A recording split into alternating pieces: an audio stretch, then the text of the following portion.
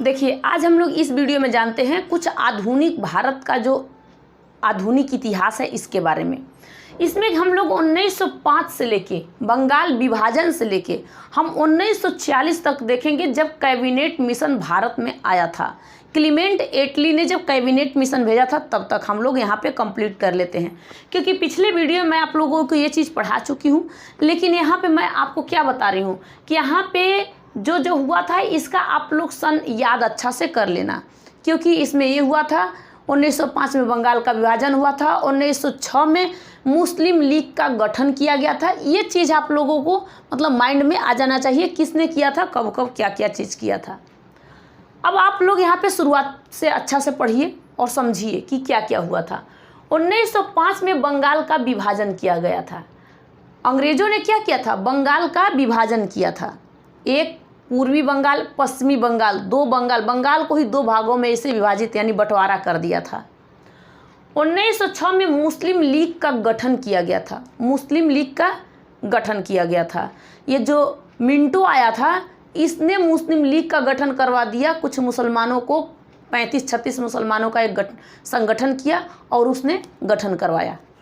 उसके बाद 1907 में कांग्रेस का विभाजन हुआ। कांग्रेस का विभाजन करने की ज़रूरत क्या थी कि कांग्रेस का विभाजन हुआ, तो जब कांग्रेस का गठन हुआ था 1885 में, कब हुआ था, 1885 में कांग्रेस का गठन हुआ था। इस समय सिर्फ नरम दल वाले थे, ये जी हुजूरी करते थे लोगों, अंग्रेज़ों का जो काम कहा जाता था वो सब करते थे कांग्रेस वाले। तो उसे क्या कहा गया था, ये कांग्रेस को वो जो समय कहा गया था 1885 से लेके 1905 तक, इसे कहा गया था ये भीख मांगने वाला समय। अंग्रेज़ों को ये कांग्रेस को कहा गया था कि जी हजूरी वो लोग करते थे सिर्फ। ये दिसंबर के महीने में ये अधिवेशन भी कांग्रेस का होता था। इसके बाद आप लोग को ये पूरा समझ में आएगा कि क्या क्या हुआ था। ये आपको डेट और तारीख याद कर लेना है, मतलब आपको सन इसमें याद कर लेना है। 1885 में किसका गठन हुआ था, कांग्रेस का गठन हुआ था। और 1905 में बंगाल का विभाजन हो गया था। बंगाल का विभाजन देखते हुए यहाँ पे कांग्रेस का विभाजन हुआ, क्योंकि यहाँ पे गरम दल की ज़रूरत थी, नहीं तो अंग्रेज जो चाहते वैसे न चाहते। 1907 में सूरत में क्या हुआ था, सूरत में कांग्रेस का अधिवेशन हुआ था। कब हुआ था, 1907 में सूरत में कांग्रेस का अधिवेशन हुआ दिसंबर महीने में। वो उसका अध्यक्षता रास बिहारी कर रहे थे और इन्होंने गरम दल और नरम दल दोनों दल बंटवारा कर दिया। एक गरम दल और एक नरम दल, दोनों दलों में ये बंटवारा कर दिए थे। किसने, रास बिहारी। ये सूरत में जो गठन हुआ क्या हुआ था, अधिवेशन हुआ था कांग्रेस का 1907 में। तो 1907 में सूरत में कांग्रेस का अधिवेशन हुआ था, ये आपको ध्यान में रखना होगा। और उस समय के अध्यक्ष कौन थे, रास बिहारी थे। क्या थे, रास बिहारी थे। और कांग्रेस का विभाजन कब हुआ था, तो 1907 में। दोनों आप लोगों को ध्यान में रखना होगा, क्योंकि इसी समय कांग्रेस का क्या हुआ था, विभाजन हुआ था। 1909 में जो मुस्लिम लीग का गठन हुआ था, तो मुस्लिम लीग के लिए पृथक निर्वाचक क्षेत्र दिया गया था। कहा गया था कि ये मुसलमानों का एरिया है, यहाँ पे अपना निर्वाचन करेंगे, अपना वोटिंग करेंगे। उसके बाद 1916 में पृथक निर्वाचक को स्वीकार कर लिया गया। कहा गया कि ठीक है, ये मुसलमानों के लिए जो पृथक निर्वाचन मुस्लिम लीग के लिए है, इसके लिए हम स्वीकार करते हैं। तो 1916 में पृथक निर्वाचन को स्वीकार कर लिया गया। आप जरूर इसके याद करते रहना। 1917 में क्या हुआ था, 1917 में चंपारण सत्याग्रह यानी चंपारण आंदोलन हुआ था। ये 3 कठिया पद्धति लाया गया था, जिसमें गांधी जी का जीत हुआ था। गांधी जी का पहला आंदोलन भारत में यही 1917 में था, जो कि चंपारण आंदोलन हुआ था। क्योंकि जो 1916 में पृथक निर्वाचन हो रहा था, मुस्लिमों के लिए स्वीकार किया गया था कि जरूरी है इन लोगों के लिए ये पृथक निर्वाचन क्षेत्र जरूरी है। इसमें गांधी जी भी पहुँचे थे, और जब गांधी जी पहुँचे थे तो वहीं पे राजकुमार शुक्ल पहुँचे थे वो सारे बात बताए, क्योंकि वो राजशाही वाले लोग थे, वो पहुँचे थे, बताए कि यहाँ पे चंपारण में 3 कठिया पद्धति लाया गया है, इसको हटाने के लिए आपको चलना होगा। गांधी जी वहाँ पर पहुँचे थे। 16 में बातचीत हुआ और 1917 में चंपारण आंदोलन हुआ था। 1918 में खेड़ा सत्याग्रह हुआ था और अहमदाबाद मिल मजदूर आंदोलन हुआ था। ये भी गांधी जी ये तीनों आंदोलन जीत गए थे। ये आपको डेट तारीख याद करके रखना होगा, ठीक है। 1919 में खिलाफत आंदोलन में भी गांधी जी भाग लिए थे। इसमें गांधी जी की जीत हुई थी और 1919 में रॉलेट एक्ट आया था और 1919 का अधिनियम के तहत साइमन कमीशन का गठन भी किया गया था। लेकिन साइमन कमीशन अलग है, वो कब आया था? 1927 में उसका गठन किया गया था और 1928 में बॉम्बे में ये अधिवेशन लागू कर दिया गया था। तो यह आपको भी आगे चल के बताऊंगी। 1919 में खिलाफत आंदोलन गांधी जी ने उसमें भाग लिए और जीत गए। रॉलेट एक्ट आया जिससे काला कानून गांधी जी ने कहा था। 1919 में जो रॉलेट एक्ट अंग्रेज लाए थे, इसे गांधी जी ने क्या कहा था? काला कानून कहा था। 1920 में असहयोग आंदोलन गांधी जी ने चलाया था। इसे देखते हुए गांधी जी ने असहयोग आंदोलन चलाया था। 1920 में ही सुभाष चंद्र बोस ने ICS की परीक्षा पास कर लिए थे और इस असहयोग आंदोलन को देखते हुए उन्होंने 1921 में इस ICS यानी सिविल सर्विस का जो परीक्षा दिए थे, पास हुए थे, उससे उन्होंने इस्तीफा दे दिया था, क्योंकि असहयोग आंदोलन उस समय भारत में चल रहा था, गांधी जी लाए थे और ये सोच रहे थे कि गांधी जी बोले थे कि अंग्रेज़ों का कोई काम नहीं करेगा, इसलिए असहयोग आंदोलन गांधी जी ने लाया था, ठीक है। अब उसके बाद क्या हुआ कि 5 तारीख दूसरा महीना यानी फरवरी 1922 में चौरी चौरा कांड हुआ, चौरी चौरा हत्याकांड हुआ था, ये आंदोलन हुआ था। इसी में गांधी जी ने असहयोग आंदोलन को वापस ले लिया था, कहा था कि हम असहयोग आंदोलन को वापस लेते हैं। और जैसे ही गांधी जी ने असहयोग आंदोलन को वापस लेते हैं, जनता में भड़क हो जाते हैं, मतलब जनता एकदम भड़क जाता है किस पे? गांधी जी पे। इसी में अंग्रेज़ गांधी जी को गिरफ्तार कर लेते हैं और 12 मार्च 1922 को गांधी जी को जेल में ले जाकर डाल देते हैं और 6 साल का सज़ा गांधी जी को सुना देते हैं। 1924 में जब गांधी जी छूट के आते हैं, 6 साल का सज़ा सुनाए थे, लेकिन गांधी जी की तबीयत खराब होने के कारण 1924 में गांधी जी को छोड़ दिया जाता है और बेलगांव में वो कांग्रेस का अधिवेशन में अध्यक्षता वो करने चले गए थे। प्रथम बार वही वो कांग्रेस के अध्यक्ष बने थे। इसी अधिवेशन में बेलगांव, कर्नाटक के बेलगांव में वो पहुँचे थे। 1927 में साइमन कमीशन का गठन हुआ था। ये साइमन कमीशन का गठन करने का कारण क्या था, क्यों हुआ था?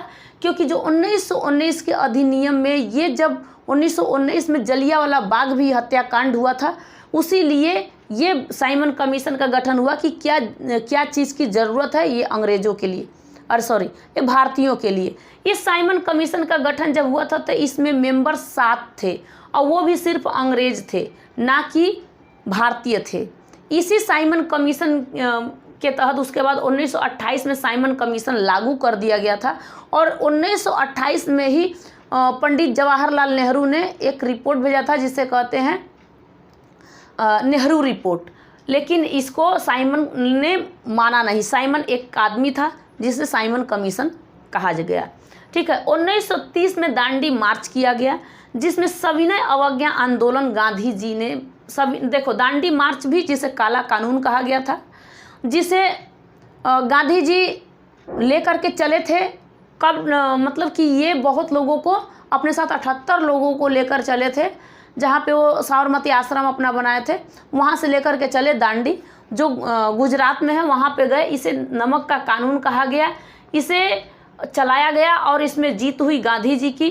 जब गांधी जी की जीत हुई उसके बाद गांधी जी ने 11 सूत्री जिन्ना को भेजे थे, जो जिन्ना यहाँ का वायसराय था भारत का।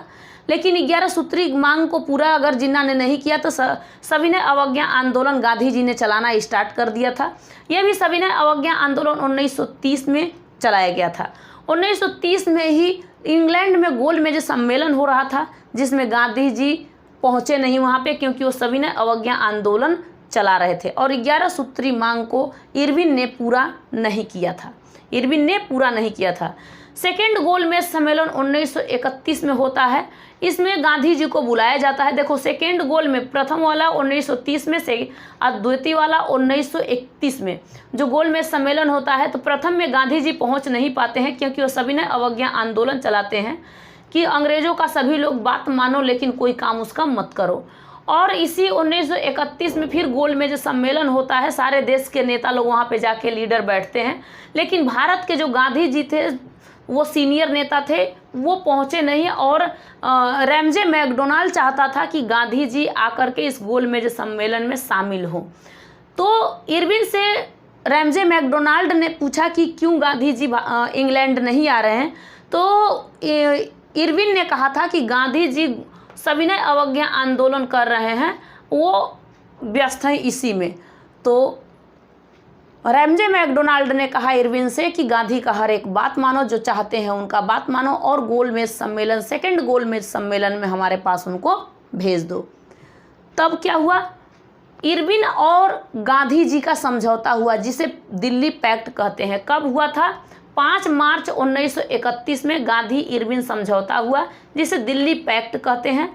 ये आप लोग को ध्यान में रखना होगा कि 5 मार्च 1931 में गांधी इरविन समझौता हुआ था जिसे दिल्ली पैक्ट कहा जाता है। इसमें कहा गया था, गांधी जी कहे थे कि हमारे जितने भी कैदियों को आप छोड़ दो। तो राजनीतिक कैदियों को इरविन ने छोड़ दिया, लेकिन किसको रख लिया, जो अपराधी कैदी थे उनको रख लिया।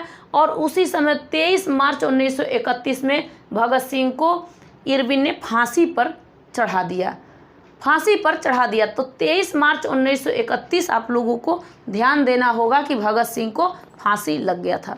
ये आपको कितने, लगभग कितने हैं जो आपने याद कर लिया, 1 2 3 4 5 6 7 8 9 10 11 12 13 14 15 16 17 18 19 20 21 है ये। और 21 का 21 आप लोगों को याद हो गया होगा। नहीं हुआ होगा तो दोबारा आप लोग इसे समझ लेना कि 1905 में बंगाल का विभाजन हो गया था, 1906 में मुस्लिम लीग का गठन हुआ, 1909 में मुस्लिम लीग के लिए पृथक निर्वाचक क्षेत्र दिया गया, 1916 में इसे स्वीकार कर लिया गया, ठीक है मुस्लिमों के लिए, मुस्लिम लीग के लिए ज़रूरी है ये। 1916 में, 1917 में चंपारण वाला आंदोलन गांधी जी ने जो किया था, 1918 में खेड़ा और अहमदाबाद आंदोलन 2 एक ही साल में वो देखे थे। 1919 में रॉलेट एक्ट, 1919 में रॉलेट एक्ट आया था, ध्यान में रहे, वहाँ पर अगर मैं भूल गई हूँ तो सॉरी। 1917 में क्या हुआ था, 1917 में चंपारण आंदोलन हुआ था, 1918 में खेड़ा और अहमदाबाद मिल मजदूर आंदोलन हुआ था, गांधी जी ने किया था, मतलब उसमें जीत पाए थे। और 1919 में खिलाफत आंदोलन, और उसके बाद रॉलेट एक्ट आया गया था, और जो रॉलेट एक्ट था उसे गांधी जी ने काला कानून कहा था। ये सब आप लोगों को ध्यान में रखना होगा। 1920 में असहयोग आंदोलन गांधी जी ने चलाया था। 1922 में चौरी चौरा कांड हुआ था। 1922 में ही गांधी जी ने असहयोग आंदोलन को वापस ले लिया था। 1922 में ही गांधी जी को गिरफ्तार कर लिया गया था। 1924 में गांधी जी बेलगांव के कर्नाटक में वो जब छूट के चले गए थे तो वहाँ पे वो अध्यक्षता कर रहे थे, पहली बार उन्होंने अध्यक्षता कांग्रेस का किया था। 1930 में गांधी जी ने दांडी मार्च चलाया था, सविनय अवज्ञा आंदोलन चलाया था। 1930 में ही प्रथम गोलमेज सम्मेलन हो रहा था जिसमें गांधी जी नहीं पहुंचे थे। 1931 में गांधी जी पहुंचे भी तो 1931 में ही गांधी इरविन समझौता हुआ था जिसे दिल्ली पैक्ट कहा गया था। 1932 में गांधी जी गोलमेज सम्मेलन में नहीं पहुंचते हैं। अब यहाँ पे आप लोगों को 1932 वाला बताऊंगी कि गांधी जी गोलमेज सम्मेलन में क्यों नहीं शामिल होते हैं। 1932 में गोलमेज सम्मेलन में क्यों शामिल नहीं गांधी जी हुए थे, क्योंकि जब 1931 में द्वितीय गोलमेज सम्मेलन इंग्लैंड में हो रहा था उस समय गांधी जी से कहा गया था कि दलितों के लिए एक निर्वाचन क्षेत्र मतलब पृथक निर्वाचक क्षेत्र दिया जाएगा। इस बात पे गांधी जी मतलब चले आए, और उस समय का जो वहाँ का प्रधानमंत्री था रैमजे मैकडोनाल्ड था, और विपक्ष का नेता कौन था, विंस्टन चर्चिल था। और ये वहाँ से जब गांधी जी उठ के चले आए, नहीं बात को माने, लेकिन अंबेडकर जी तीनों गोलमेज सम्मेलन में शामिल थे, प्रथम में भी, द्वितीय में भी और तृतीय में भी, द्वितीय में भी शामिल थे, लेकिन उनको सोच रहे थे कि हमें ज़रूरी है। वहाँ पे दलितों के लिए पृथक निर्वाचन क्षेत्र का बात किया गया था और उसको फिर गठन कर दिया गया द्वितीय गोलमेज सम्मेलन में, जिसमें अंबेडकर जी पहुँचे थे। कहाँ पे पहुँचे थे? तृतीय गोलमेज सम्मेलन इंग्लैंड में। और वहाँ पे दलितों के लिए 71 सीट दिए जा रहे थे। ये रैमजे मैकडोनाल्ड कहा था कि आप लोगों के लिए ज़रूरी है। गांधी जी ने क्या कहा था कि जब आप लोग हमारे भारत में हो, भारत को पूरे टुकड़े टुकड़े में बांट दिए, मुस्लिम लीग का स्थापना आप लोगों ने गठन कर दिया और उतने जगह पे मुस्लिम अपना एरिया, अपना सम्मेलन, वो सब कुछ कर रहे हैं, निर्वाचक क्षेत्र अपने कर दिया, बंटवारा कर दिया। उस समय मैं तो था नहीं, गांधी जी तो थे नहीं, क्योंकि गांधी जी दक्षिण अफ्रीका गए हुए थे। वहाँ भी फिनिक्स फॉर्म का स्थापना गांधी जी ने 1904 में किया था। तो गांधी जी तो थे नहीं, लेकिन जब मिंटो आया था, मिंटो ने 1906 में ये मुस्लिम लीग का गठन करवा दिया और 1909 में पृथक निर्वाचन क्षेत्र दिवा दिया और 1916 में कांग्रेस इस बात को मान लेता है, कांग्रेस का जो अधिवेशन हो रहा था इसमें मान लिया गया। इसीलिए गांधी जी भड़क गए, कहे दलितों के लिए कोई क्षेत्र नहीं, लेकिन उनके लिए सीट अगर चाहिए तो मैं सीट देने के लिए तैयार हूँ। आप लोग 71 सीट दे रहे हैं, मैं कह रहा हूँ कि 148 सीट दिया जाएगा, लेकिन हर एक क्षेत्र से, हर एक एरिया से। तो यहाँ पे आप लोगों को यही समझना होगा कि 1932 में गांधी जी गोलमेज सम्मेलन में तृतीय में नहीं गए, क्योंकि वो यरवदा जेल में थे। यरवदा जेल में थे। जब वो वहाँ से आए ना, फिर सविनय अवज्ञा आंदोलन चलाना स्टार्ट कर दिए थे। इरविन ने पकड़कर जेल में डाल दिया था, कहा कि बार बार आप आते हो तो इसे हटाते हो, फिर स्टार्ट कर देते हो। तो इनको गोल में जब आए वहाँ से तो इनको जेल में डाल दिया। वहाँ पे द्वितीय गोलमेज सम्मेलन जो 1932 में हो रहा था, उसमें कौन पहुँचे थे? पहुँचे थे अंबेडकर जी। और वो स्वीकार कर लिए कि ठीक है, हमारे लिए दलितों के लिए 71 सीट हमें चाहिए, हमें पृथक निर्वाचक क्षेत्र चाहिए। तब गांधी जी से मिलने के लिए यरवदा जेल में जब पहुँचे अंबेडकर जी, तो उसी समय 1932 में ही गांधी और अंबेडकर समझौता हुआ था, जिसे कहा गया था पुणे पैक्ट कहा गया था, जो हुआ था 24 सितंबर 1922 में। गांधी जी ने कहा था कि अंबेडकर, आप चाहते हो कि दलितों के लिए पृथक निर्वाचक क्षेत्र, ठीक है, मैं भी चाहता हूँ। मैं सम्मान के साथ उनको हरिजन नाम गांधी जी ने ही दिया था। कहा कि ये हरि द्वारा भेजे गए हैं जिन्हें हरिजन कहा गया, और इनके लिए ज़रूरी है। तो आप 71 सीट कह रहे हैं, मैं कह रहा हूँ कि इनको लिए 148 सीट की ज़रूरत है। 148, लेकिन एक जगह से नहीं, एक एरिया से नहीं, एक एक सीट अलग अलग जगहों से, एक एक सीट अलग, भारत के हर एक जगहों से एक एक सीट ले लो और 148 सीट ले लो। ठीक है, गांधी जी ने भी अपना दिमाग लगाया कि इस तरीके से बंटवारा भी नहीं होगा और दलित भी खुश, बहुत हरिजन लोग बहुत ज़्यादा खुश हुए। ठीक है, 1937 में प्रांतीय चुनाव हुआ था। ये प्रांतीय चुनाव क्या था? प्रांतीय चुनाव क्यों हुआ था? क्योंकि जो कांग्रेस थे और मुस्लिम लीग वाले थे, इनके बीच में चुनाव हुआ था। 10 राज्यों में चुनाव, जिसमें से 8 राज्यों से कांग्रेस जीत जाता है। कांग्रेस 8 राज्यों से जीत जाता है और कौन हार जाता है? मुस्लिम लीग वाले। ये 2 ही राज्य में इनको मिलता है। अब क्या हुआ कि 22 दिसंबर 1929 को कांग्रेस इस्तीफा दे देता है, कहता है कि कोई हम कुछ नहीं है, हम इस्तीफा देते हैं। कांग्रेस जैसे ही इस्तीफा दे देता है, पूछा जाता है भाई आप इस्तीफा क्यों दे रहे हो? तो सेकेंड वर्ल्ड वॉर जो हो रहा था 1929 में, सेकेंड वर्ल्ड वॉर हो रहा था, उसमें बिना पूछे 3 लाख सैनिकों को ले जाकर के इंग्लैंड में द्वितीय विश्व युद्ध में, मतलब सैनिकों को खटाया जा रहा था। ठीक है, तो यहाँ पे 22 दिसंबर 1929 को कांग्रेस अपना इस्तीफा दे देता है और उसी में मुस्लिम लीग वाले खुश हो जाते हैं और वो मुक्ति दिवस, खुशहाली दिवस मनाते हैं खूब बढ़िया से। ठीक है, 1940 में, अब यहाँ पे ये सब काम हुआ। 1940 में अगस्त प्रस्ताव भेजा गया था। अगस्त प्रस्ताव 8 अगस्त 1940 को अगस्त प्रस्ताव हुआ था।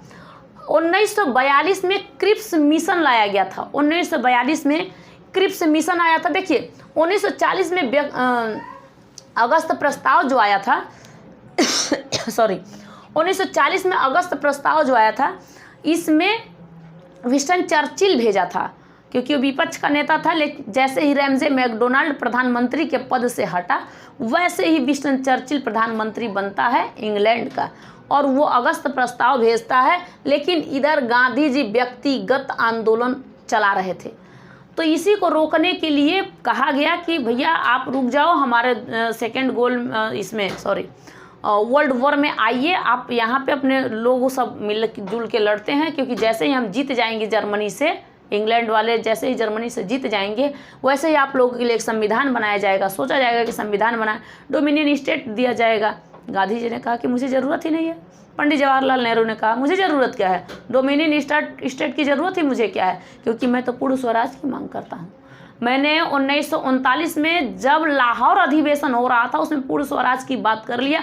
1930 में मैंने झंडा फहरा दिया है, और पूर्ण स्वराज 26 जनवरी 1930 को मनाया जा रहा था। 1942 में क्रिप्स मिशन आया। गांधी जी ने कहा कि क्रिप्स आप क्या लाए हो, तो क्रिप्स कहा कि वही चीज़, डोमिनियन स्टेट, और आपके लिए सोचा जाएगा कि आपके लिए एक संविधान बनाया जाए। गांधी जी ने बोले कि फ़ोटो कॉपी लाए हो, उल्टा निकल जाओ यहाँ से बोले कि जाओ, तुमसे बात नहीं करनी है। अब जब यहाँ तो व्यक्तिगत आंदोलन 1940 में गांधी जी चला रहे थे, जैसे ही क्रिप्स मिशन आया देखे तो उन्होंने क्या किया कि 1942 में भारत छोड़ो आंदोलन चला दिया। कहा कि ये सब मानने वाले नहीं हैं, उधर सेकेंड वर्ल्ड वॉर हो रहा है और इधर हम लोग इनको भगाएंगे। उधर देख रहे हैं कि जर्मनी से इंग्लैंड हारने वाला है, इधर से हम लोग भगाएंगे। अंग्रेजों भागो, भारत छोड़ो अंग्रेजों, अब भाग जाओ, क्या करो, भारत छोड़ दो, अब तुम लोग यहाँ से भाग जाओ। लेकिन अंग्रेज भैया अपना एक एक लोग को भेजते जाते थे, इसमें सफलता नहीं पाए। कितना भी वो क्रिप्स मिशन भेजे, इसको माना नहीं गया था। 1942 में भारत छोड़ो आंदोलन गांधी जी ने चलाना स्टार्ट कर दिया था। अब आप लोगों को थोड़ा सा और आगे बढ़ के देखना है। आज़ाद हिंद फौज का गठन 1942 में आज़ाद हिंद फौज का गठन किया गया था। इसके वास्तविक जो संस्थापक थे उनका नाम था सुभाष चंद्र बोस।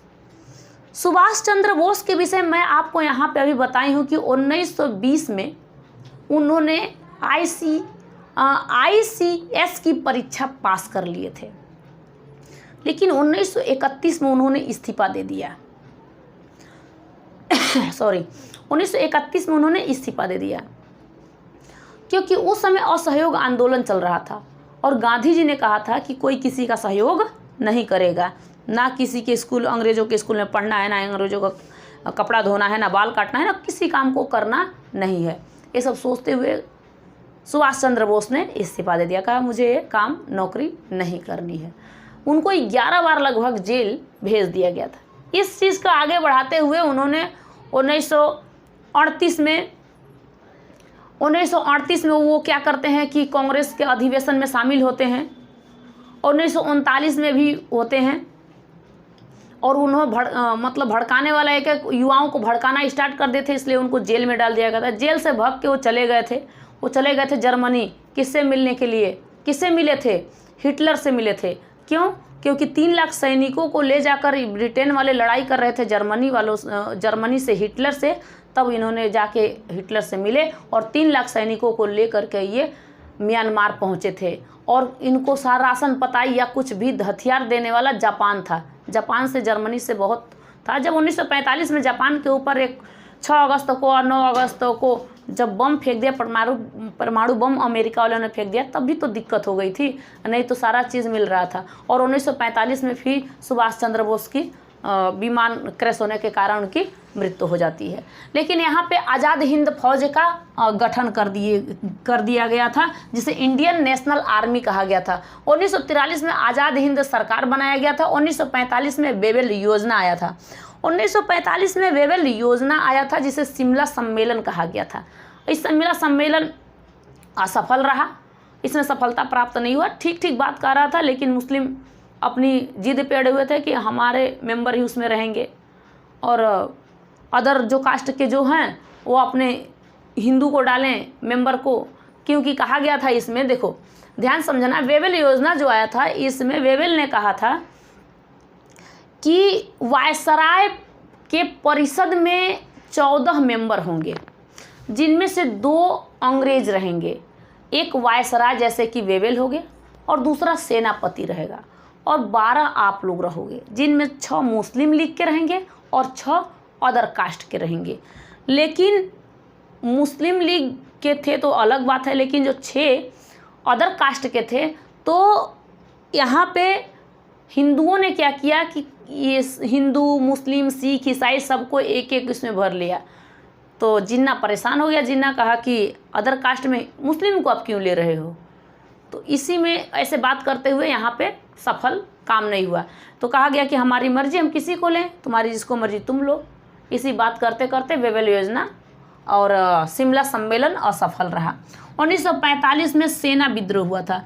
जिस समय आज़ाद हिंद सरकार का गठन हुआ था 1943 में, तो ये कहाँ होता है, सिंगापुर में हुआ था। किसने किया था, ये सुभाष चंद्र बोस ने किया था। और ये लेते हुए आगे बढ़ रहे थे सैनिकों को अपने आगे लेके। लेकिन जैसे ही 1945 में इनकी मृत्यु हो जाती है, तो 1945 में ही सेना में विद्रोह हो जाता है। और सेना के ऊपर अंग्रेज क्या करते हैं कि इनके ऊपर मुकदमा चलाना स्टार्ट करते, क्योंकि भारत में एंट्री कर चुके थे, 3 लाख सैनिक भारत में एंट्री कर चुके थे और इनके ऊपर मुकदमा चलाना स्टार्ट हो गया। इसी में वेवेल ने माफ़ कर दिया। वेवेल कहा कि नहीं, ऐसा नहीं होगा, नहीं तो फिर विद्रोह फैल जाएगा। हमेशा किसी को मारना सही नहीं होता है। 1946 में कैबिनेट मिशन आया था और कैबिनेट मिशन क्लीमेंट एटली ने भेजा था। कैबिनेट मिशन क्या है, कैबिनेट मिशन में 3 मंत्री को भेजा गया था, अलेक्जेंडर लॉरेंस और क्रिप्स। जो क्रिप्स आया था, क्रिप्स मिशन भी लेकर 1942 में, उसको भी भेजा गया था। तो उस समय वायसराय क्लीमेंट एटली बना था। लेबर पार्टी के ये नेता थे, ये बने थे क्योंकि इनको जिताने में हाथ भारत का ही था। रातों रात पोस्टर छाप देते थे भारतीय, और क्लीमेंट एटली को जिताओ, क्लीमेंट एटली को जिताओ। क्लीमेंट एटली जीत गया।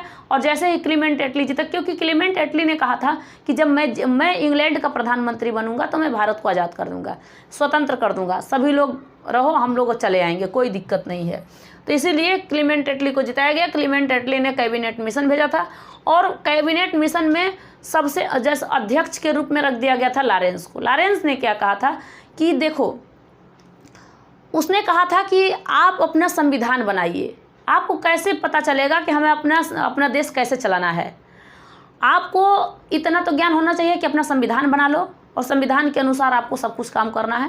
भाई कानून भी है, हर काम करना है। इसीलिए कहा कि अंतरिम सरकार बनाइए। तो 22 सितंबर 1946 को अंतरिम सरकार बनाने की बात किया गया, जिनमें कहा गया कि टेम्परोरी कुछ नेता रखे जाएंगे, कुछ लोग रखे जाएंगे। अब वो मंत्री रखे जाएंगे, कौन कौन मंत्री कौन कौन रहेंगे इसके बारे में। तो अध्यक्ष तो बना हुआ था वही लॉरेंस, लेकिन वेवेल बना, क्योंकि वेवेल वायसराय था, और वो बना क्योंकि वो सब तो कैबिनेट मिशन के मेंबर थे, आए और चले गए। देखो, जवाहरलाल नेहरू को प्रधानमंत्री बनाया गया था। अंतरिम सरकार में जवाहरलाल नेहरू को प्रधानमंत्री बनाया गया था। सरदार पटेल को गृह मंत्री, राजेंद्र प्रसाद को कृषि और उद्योग मंत्री, बलदेव सिंह को रक्षा मंत्री, जॉन मैथाई को उद्योग मंत्री, लियाकत अली को वित्त मंत्री, अरुण असफल अली को रेल मंत्री, होमी जहांगीर भाभा को ऊर्जा मंत्री, योगेश नाथ को कानून मंत्री और राजगोपालाचारी को शिक्षा मंत्री, और एक जगजीवन राम को श्रम मंत्री बनाया गया। और कहा गया कि आप अपने देश को इस टेम्परोरी मंत्रियों के अनुसार आप चलाइए, आप 5 साल तक इसी तरीके से आप काम करिए। इसके बाद आपको अगर फिर चुनाव करना है, क्या करना है, किस तरीके से संविधान लिख लोगे, तब आप लोग अपना चलते रहना। अब संविधान लिखने में समय लगा, 2 साल 11 महीने 18 दिन संविधान को टोटल लिखने में समय लग गया था। तो जब संविधान हमारा लिख गया था, तो लिख गया था 26 नवंबर को। कब लिखा गया था? 26 नवंबर 1949 को संविधान को लिखकर तैयार कर दिया गया था, लेकिन इसे लागू नहीं किया गया, क्योंकि 26 जनवरी 1950 को इसे लागू कर दिया गया। क्योंकि इसी दिन 26 जनवरी को, आपको पता है कि 26 जनवरी 1930 को हम लोग स्वाधीनता दिवस मनाते हैं, इसीलिए इस दिन को हम लोग अपना संविधान, हम लोग गणतंत्र दिवस यानी रिपब्लिक डे अब इस दिन मनाना स्टार्ट कर दिए। 2 महीना पहले लिख कर तैयार हो गया, लेकिन 2 महीना बाद इसे लागू कर दिया गया। इसीलिए संविधान को लिखने में 2 साल 11 महीने 18 दिन टोटल लगा था। इतने दिन में संविधान को लिखकर तैयार कर दिया गया। लेकिन जब चुनाव हुआ था तो 1951 में जो चुनाव हुआ था, होते होते 1952 में जाकर के प्रधानमंत्री बने हुए थे पंडित जवाहरलाल नेहरू। पहले भी प्रधानमंत्री पंडित जवाहरलाल नेहरू जब अंतरिम सरकार था तब बने थे, और बाद में भी वही बने हुए थे। इसके बाद में हम लोग देखेंगे, यहाँ तक हमने बहुत ज़्यादा कुछ देख लिया, बहुत ज़्यादा समझ लिया। यहाँ आप लोग अच्छे से इसे देख लीजिए, इसका फ़ोटो स्क्रीनशॉट लेना चाहते हो ले लेना, क्योंकि ये आपके लिए बहुत ज़्यादा इम्पोर्टेंट है। इसलिए मैं कहती हूँ कि ये ज़रूरी है आपके लिए। अब हम लोग को पढ़ना है भारतीय प्रेस का इतिहास, क्योंकि भारत में प्रेस यानी कि जो मीडिया वाले होते हैं, इन लोगों को भी गठन किया गया था। इनको किसने किया था? जैसे प्रेस का चुनाव 1956 में पुर्तगालियों ने किया था। 1956 में प्रेस का चुनाव पुर्तगालियों ने किया था। जैसे पहला अखबार बंगाल गजट आया था। तो ये सब विषय में हम लोग नेक्स्ट वीडियो में देखेंगे। यहाँ तक आप लोग तो समझ गए होंगे। अब नेक्स्ट वीडियो में इसके बाद मिलूँगी। यही आधुनिक भारत का इतिहास बहुत ज़्यादा ख़त्म हो गया, थोड़ा सा और रह गया है। नेक्स्ट वीडियो मिलूँगी, तब तक के लिए जय हिंद, थैंक यू।